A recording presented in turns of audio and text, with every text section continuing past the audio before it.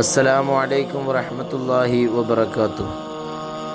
ഇന്ന് ഈ വീഡിയോയിലൂടെ നിങ്ങളെ പരിചയപ്പെടുത്തുന്നത് ചെമ്മാട് ടൗണിന് സമീപം അന്ത്യവിശ്രമം കൊള്ളുന്ന ചേറൂർ ശുഹദാക്കളുടെ മഖ്ബറയെക്കുറിച്ചാണ്.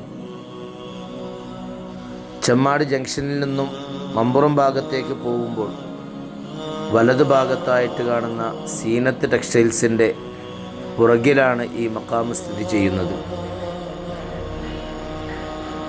ടെക്സ്റ്റൈൽസിൻ്റെ പടിഞ്ഞാറ് ഭാഗത്തിലൂടെയും അതിൻ്റെ അപ്പുറത്ത് തിരൂരങ്ങാടി നഴ്സിംഗ് ഹോമിൻ്റെ പടിഞ്ഞാറ് ഭാഗത്തിലൂടെയും ഈ മഖാമിലേക്ക് പോകാനുള്ള വഴികളുണ്ട്. ഇവിടെ അന്ത്യവിശ്രമം കൊള്ളുന്നത് പൂവാടൻ മൊയ്തീൻ, പട്ടർക്കടവൻ ഹുസൈൻ, മരക്കാർ മുഹീദ്ദീൻ, പൂന്തുരുത്തി ഇസ്മായിൽ, കുന്നഞ്ചേരി ആലി ഹസൻ, മൂസക്കുട്ടി, ചോലക്കൽ ബുഖാരി എന്നീ പറയുന്ന 7 മഹാന്മാരാണ്. മഹാനായ മമ്പുറം തങ്ങളുടെ അടുക്കൽ വെന്നിയൂരുകാരായ 6 പേർ വന്ന് ഇസ്ലാം മതം സ്വീകരിച്ചു. അവരുടെ കൂട്ടത്തിൽപ്പെട്ട ഒരു സ്ത്രീയുടെ രോഗം മഹാനവറുകൾ ഷിഫയാക്കിയതുമായി ബന്ധപ്പെട്ടുകൊണ്ടാണ് അവർ ഇസ്ലാമിലേക്ക് കടന്നു വന്നത്.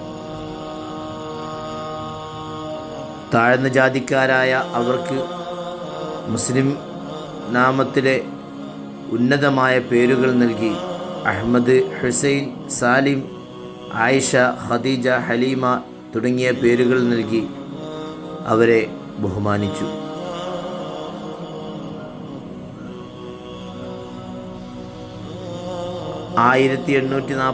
ഒക്ടോബർ 19 ഹിജറ വർഷം 1232 റമദാൻ 29 ഈ ചേറൂർ പട സംഭവിക്കുന്നത്.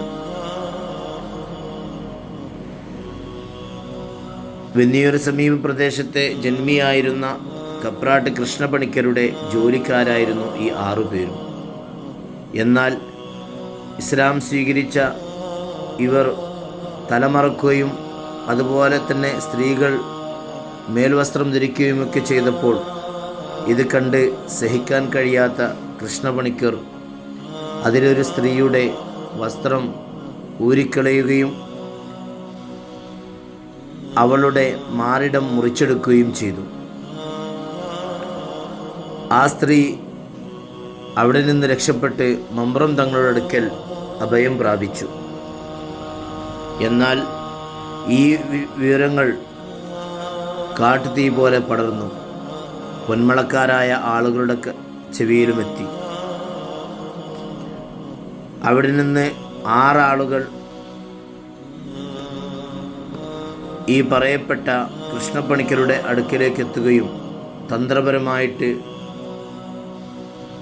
കൃഷ്ണപണിക്കരെ വകവരുത്തുകയും ചെയ്തു. അതിനുശേഷം കൃഷ്ണപണിക്കരുടെ അനുയായികളോട് വെല്ലുവിളിച്ചുകൊണ്ട് അവർ നാട്ടിലേക്ക് തിരിച്ചെത്തുകയും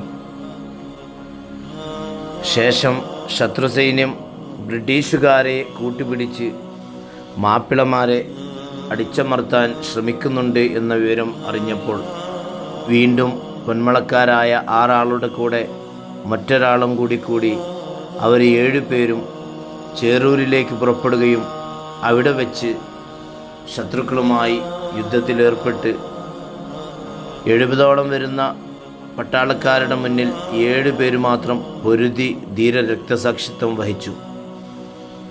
പിന്നീട് ഇവരുടെ മൃതദേഹങ്ങൾ അവരെ കരിച്ചു കളയാൻ ശ്രമിച്ചിരുന്നെങ്കിലും അത്ഭുതങ്ങൾ കാരണം അതിനവർക്ക് സാധിച്ചില്ല എന്നും പിന്നീട് അത് ഇവിടെ മറവ് ചെയ്ത് എന്നും ആണ് ചരിത്രങ്ങളിലൊക്കെ കാണാൻ കഴിയുന്നത്. അല്ലാഹു സുബ്ഹാനഹു വ തആല മഹാന്മാരുടെ ഹഖ് ജാഹ് ബറക്കത്ത് കൊണ്ട് നമ്മുടെ എല്ലാ ഉദ്ദേശങ്ങളും അല്ലാഹു ഹാസിലാക്കി തരട്ടെ. മഹാന്മാരുടെ കാവലും അതും അല്ലാഹു നമുക്ക് നൽകട്ടെ. ആമീൻ യാ റബ്ബൽ ആലമീൻ.